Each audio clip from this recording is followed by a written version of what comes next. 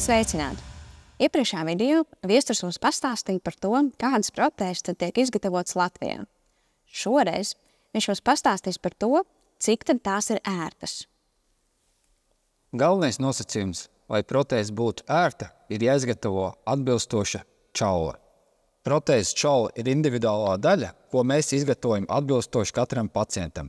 Tā ir jāizgatavo ērta, lai pacients spētu ikdienā to izmantot visas dienas garumā. Latvijā, tāpat kā arī mūsu centrā, izmanto dažādas tehnoloģijas, lai pacientu čaulu padarītu ērtāku. Kā piemēru, lai šī čaula pacientam būtu komfortabla, ir iespējams izmantot dažādas gēla vai silikona uzmalas, kā arī izgatavot iekšējo protēzes čaulu no mīkstiem materiāliem. Ja šīs protēzes čaulas tiek izgatavotas komfortablas, pacients ar to spēj ikdienas laikā pārvietoties vairākas stundas.